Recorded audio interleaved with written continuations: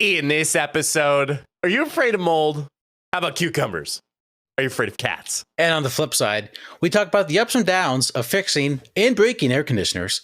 And let's have a conversation about Netflix ads. Are they really that bad? Mike, hit the music.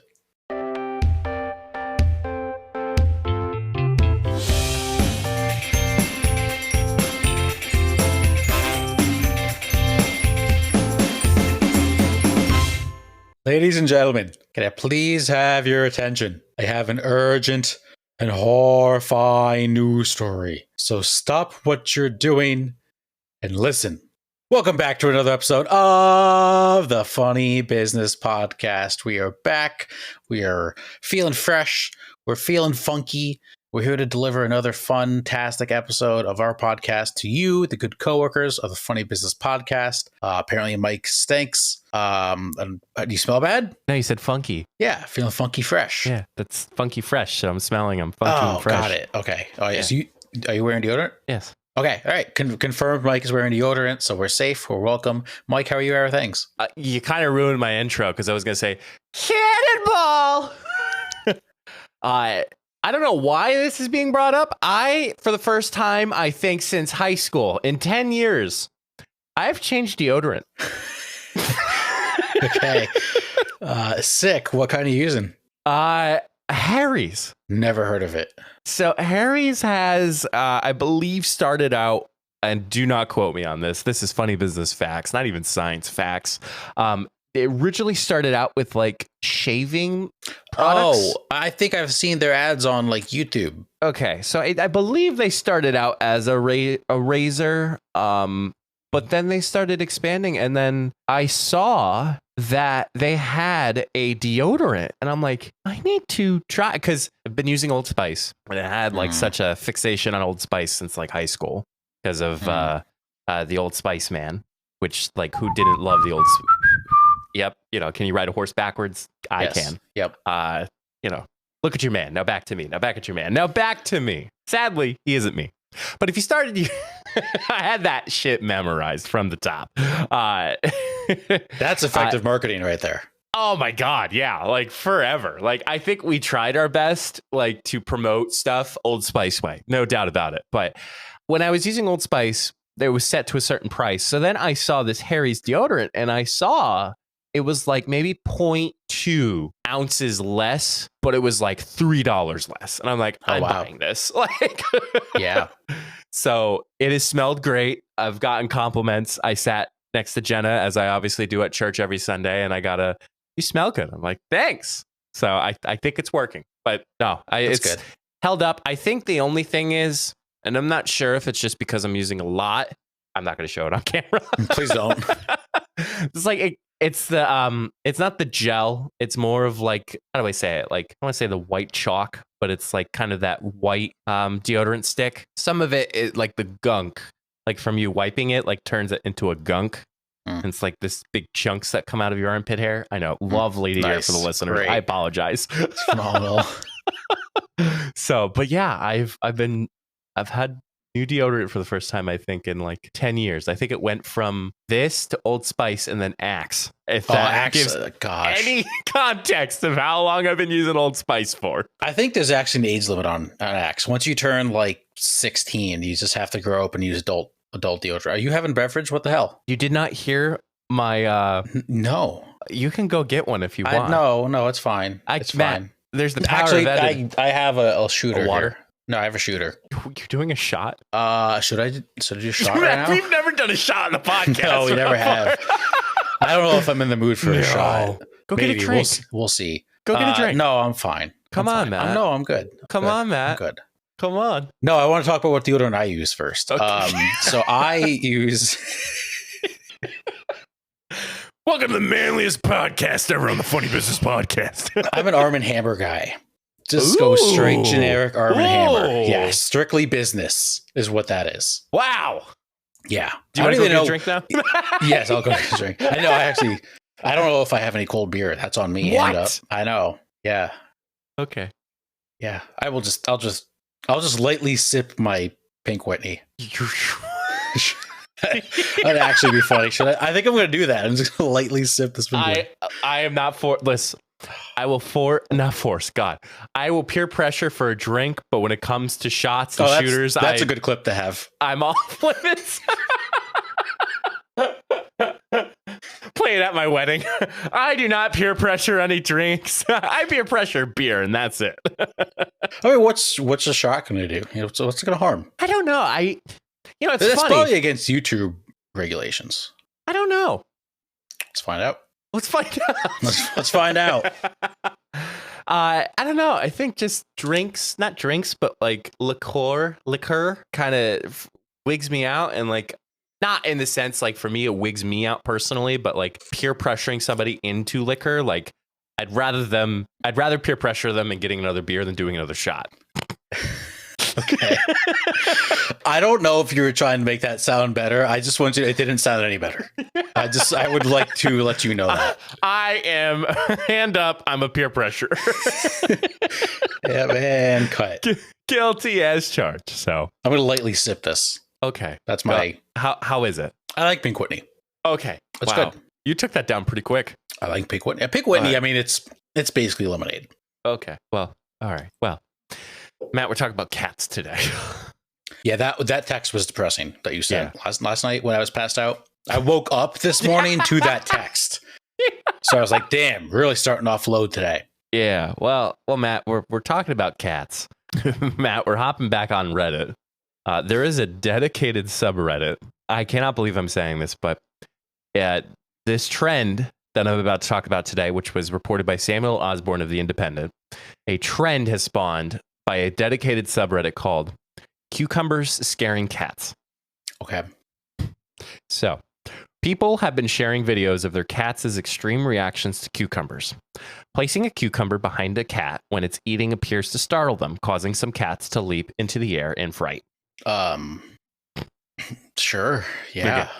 Okay. Yeah. So, obviously, we were wondering, do cucumbers scare cats? What are your thoughts? Everybody's wondering. That's actually the biggest trending discussion on Twitter. There's nothing has happened in the world the past week, so Twitter's just talking about cucumbers and cats. Hell, nothing has happened in the last 2 weeks at the time of this recording. No. What was it? There's this thing that kept showing up on Twitter, like days without an unprecedented event. Zero. Yes. Yep. So we're looking into the experts. Jill Goldman is here to talk. Jill Goldman says, quote, with a startle response, a cat will often try to get out of there as quickly as possible and then reassess from a distance. So she's a certified animal behavioralist and explains that cucumbers triggers cats' natural startle reflexes. I hate, and hate is a strong word, and I try not to use it too much. I hate that there's a person who gets paid to know that. I just want that on the record, and I'm okay with saying that. Listen, man, there's these people that do YouTube. There's these people that podcast $10,000 an episode. Hell, there's people, I keep forgetting his name, but there's this guy in New York City who keeps walking around and is drunk all the time and probably makes money doing that. World of T-shirts? I think so. World of T-shirts? That sounds familiar. Yeah, he's got some issues, but... yeah, like, stop that. Get some help. Like, he legit needs help. Yes. So, with that, I will affirm with you too, Matt. Like a certified animal behavioralist to be told, hey, do cucumbers scare cats? Mm-hmm. Like that's a type of question that's the stupid question that should be answered on the Funny Business Cop podcast, not by someone that's their job to know that. Obviously, there was some talk about some ethical things regarding scaring cats, and I'm sure PETA was involved. But Matt, very unusual, let's just say, response from cats being startled by a vegetable. Yeah. Also, just the fact that this is a trend is a little concerning. I think we could start there first. Whatever, if cats are scared of cucumbers, that's fine. I can't have a cat because my allergies. Damn, that's really unfortunate. It's not. But let's talk about the fact that there's actually cat owners who are like choosing to scare their cats. And I guess that I don't have an issue with that. Just the fact that it's a trend is concerning to me. So Matt, I want to talk today briefly about things that scare us. Okay. What fears? And like, let's not like spiders are one thing. Snakes are another thing. Like I said today, like somebody being pressured into doing shots, that scares me. Mm-hmm. Okay. What scared? Did I ever? I feel like we talked about this maybe a few weeks ago, like a nightmare I used to have as a child. What was your nightmare? Okay, so that, you know what? I think this was someone at work that I was talking about this with. So I was a fast individual as a child. I still Matt like Speed? to think I can. Matt Speed. They don't call me that for nothing. I had like a reoccurring nightmare in like high school that in my dream I would be somewhere. It could be on the baseball field, and I did track too. It could be on the track, or just in real life. And I would go to run, and it was super slow motion. And it would happen I didn't think I did. It happened very often when I was in high school. Of like I would be going to try to like save someone, and I was just like running so slow. And in my mind, I'm like, why can't I run as fast as I usually can? But my body just would not move. That's an interesting nightmare. Yeah. Did you have that happen in your nightmares? Like, did you start moving slow? Yeah. Oh, yeah. Okay. In my nightmares, like I can't move. But in my head in my nightmares is like, why can't I move so fast? But I just kept like going so slow. Yeah. Interesting. Mm-hmm. I still think people are in our room when I sleep in the middle of the night, but that's besides the point. Oh, you don't have to tell me. Yes, Matt, I know. What are the things scare you? I got to think a little bit.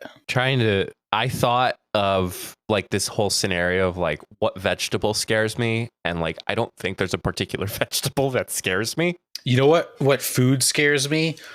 If you ever get sushi, the little like fish eggs they put on like is it caviar? Not caviar. Like the little orange like fish eggs. Yeah. I hate those things. They're awful. Yeah, I hate them. Okay. Yeah. Huh. Like I won't eat sushi if it has that on it. Interesting. Mm-hmm. I get a little wigged out with mold. I'm not going to lie. I think most people probably do.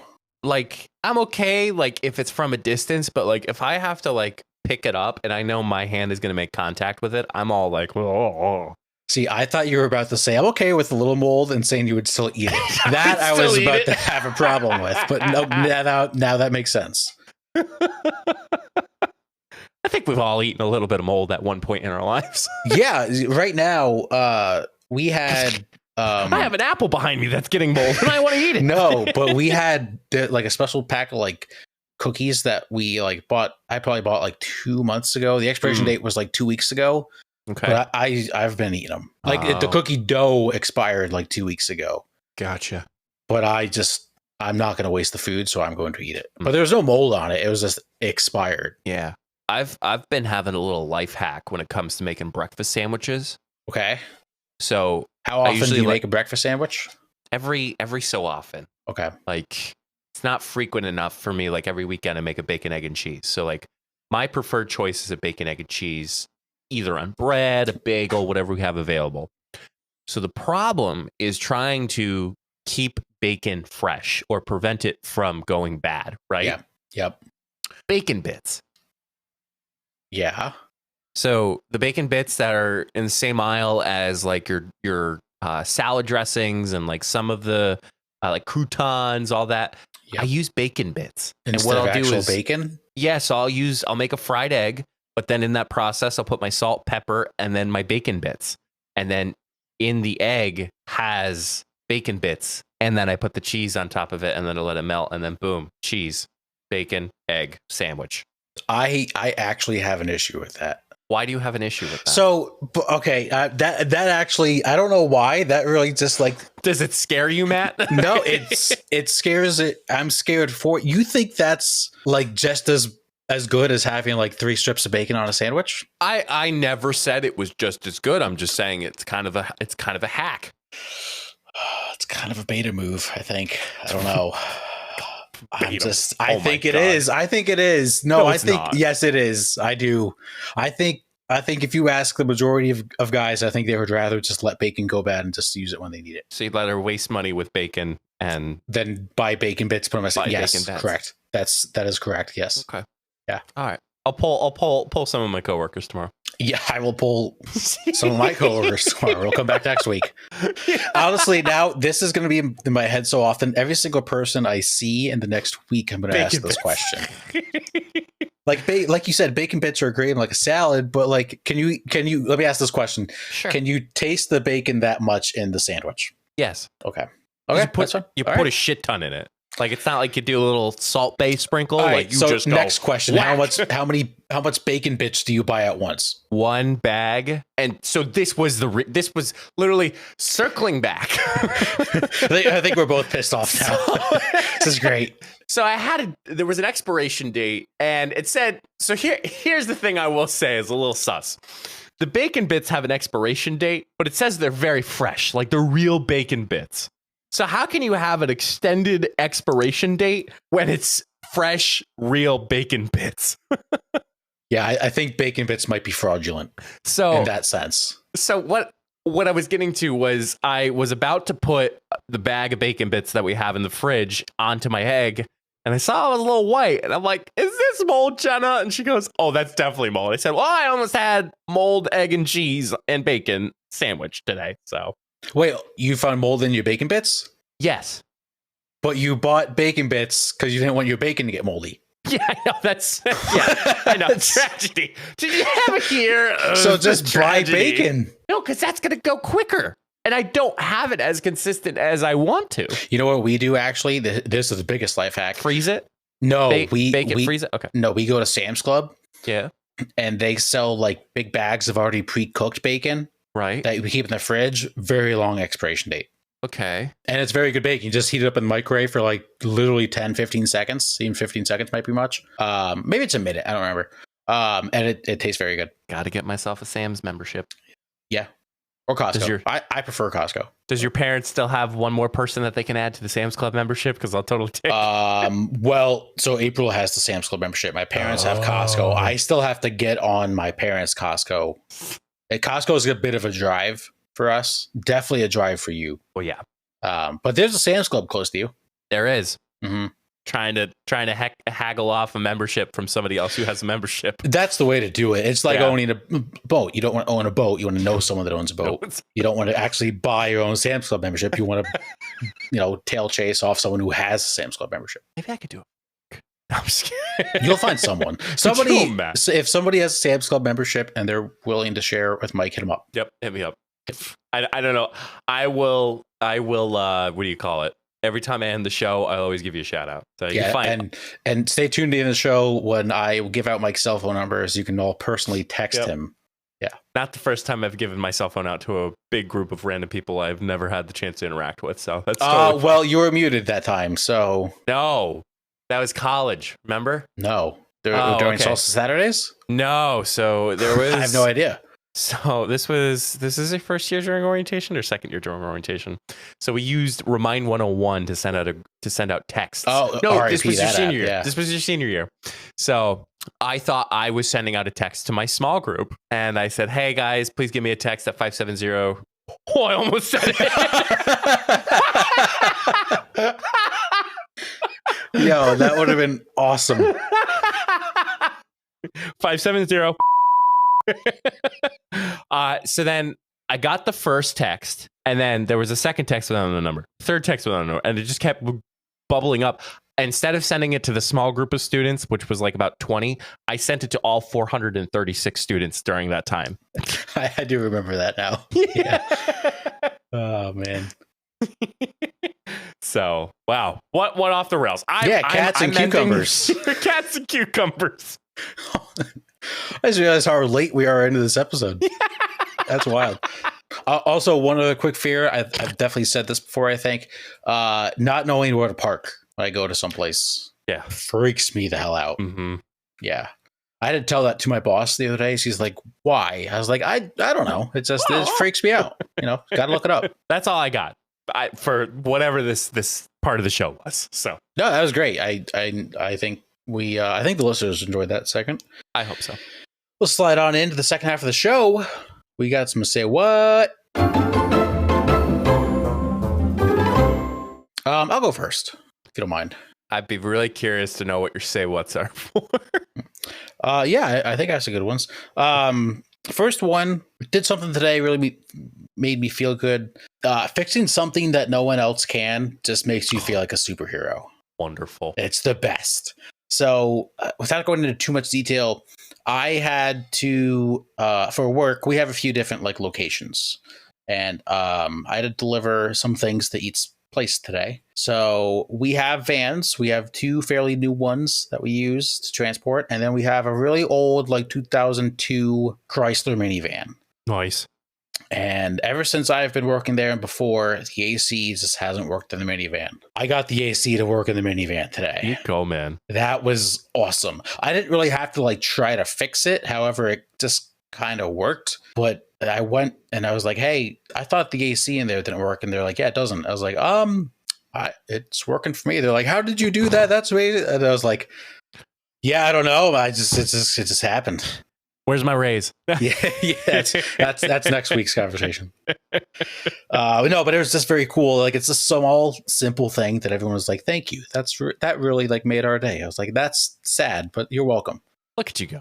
Yeah, but that's just in general. When you can fix something that no one else can, it just makes you makes it makes you feel good. We'll put it that way. We'll keep it PG-13. Well, and the better part too is once you fix it, there's always questions on how did you do it? Yeah. And everybody's in complete shock, like, how did you do that? Or what did you do? Or how'd you do this? And you just kind of explain it as if it was just like a cakewalk. And yeah, that's great. I'm surprised. Okay, I'm still holding my breath. So anyway. Yeah, I don't know. Very funny you say that, Matt, because with AC, I had a bad hotel experience on my traveling last week. Oh no. Hotel ACs are the best. I know. I was looking forward to it. I walk into my room. It was warm. And I'm like, wait a minute. This isn't good. I literally so it's done by a wall mount, like a wall thermostat, like an electronic one. So I put it down all the way to like 45, thinking to myself, if it's not going to go at 45 degrees, it's broken. I think it's going to break because it's trying to get down to 45. So I tell the front desk and I said, look, I think the AC unit's broke. It's really hot. So in two ways, I had a bad AC experience, but I also had a bad customer service experience. So they're like, well, the maintenance people are gone for today. But I have a janitor that knows how to fix the AC system. So I will put your room down and I will see if this person's available to do it. I'm like, okay, thank you. I'm thinking to myself, I'm like, refund on room. Let's see if we can get you to a different room. So I was like, okay, give the person the benefit of the doubt. We go do our thing. We go back to the hotel. I'm thinking to myself, okay, it's either been fixed or it's not working. I walk in, Matt, it's freaking balmy as hell. What was the temperature? 75. Okay, it's not great. But with the settle of like 60. So somebody was in there to tinker with it. Oh, so it wasn't set to 45 anymore? It wasn't set to 45 degrees. So I think to myself, I'm like, this is awful. So I go back outside the front desk and I said, look, it's still not working. Did you get a chance to? And she goes, no, the janitor called off. And I was like, okay. So what are we doing about this? And she goes, well, I'm on the phone with my manager right now. And we're trying to see what we can figure out. I'm like, okay, I'll wait here. She goes, well, I'm on the phone with my manager. So I'll no, hey, we'll refund your room or let me see if there's another room that's available. So I go back in and I call. Here's me. I call corporate. Karen Mike is I approaching. Call corporate. So I wasn't calling on behalf of just my AC being broken. I was calling on behalf of the lack of hospitality. So when this all was happening, I was on the phone with corporate. I was able to fix the AC. Oh, okay. All I had to do was reset. Like, you know, those like hair dryers that had that big red and yellow button? Yeah. So the AC had the same thing. You just had to press it and it was working. So I got a call from my room phone. And I thought to myself, because I was like halfway through the process with corporate of like, it was just bad customer service. Pick up the phone. I'm like, hello. And she goes, somebody just canceled. We have a room for you. I'm like, okay. She goes, you just pack up your stuff and come over. I'm like, sounds good. I hang up thinking it was customer service. No, legit. Somebody canceled. I then got upgraded to a king size bed and a sofa. Okay. So I broke the AC unit once again. Wait, what? So I hold on. I broke it. Hold on. Hold the phone. So You actually broke it again? Let me clarify. The original room that I was in, I broke it Yes. Yeah. by unplugging it a little bit and resetting it. So you fixed it, but then in spite, you rebroke it. Yes. I love that. That's incredible. I didn't expect that plot twist. Because I thought to myself, I'm like, okay, so it's either corporate is going to say, oh, well, this person had a bad experience. Or then it's the hotel that's like, well, it's working now. What the hell's up with this asshole? So, That's, oh man, I love that. That's great. Good for you. thanks. Thank you. So That's incredible. I would cheers with you. I did finish my shooter. I'm very warm inside right now. oh, good. Yeah. Good. Not as hot, not as warm as the hotel room that I was in. So No. Also, let's go back to the fact you set the room at 45 degrees. just to see if the AC was working. But it's not going to work. If it's at 75, you set the 45, it's going to like short circuit itself. No, it won't. If That you was set the room temperature. correct. If you set an 8, if it's like 75 in the room and you set it super low, it's going to work so hard to put it down. It's going to run slower. Whatever. But I all that's irrelevant. You have the biggest balls of all time to re-break it after you fixed it. That's amazing. I did not expect the ending of that story to go like that. That is great. Oh, So, man. Yes. All right, my final one. Streaming full-time is exhausting. I was Is this where waiting you for thought I was going for this? I was waiting for Absolutely exhausting. So I did this past weekend, was home alone, streamed College Football 25. Not going to talk too much about the gameplay. It's phenomenal. Game delivered. Well worth the hype. I streamed 7.5 hours on Saturday and a little over 8 hours on Sunday. 16-hour bender, baby. Yes, not to brag. That was absolutely exhausting. A ton of fun, and I had actually had a decent amount of people in chat that were like conversing back and forth.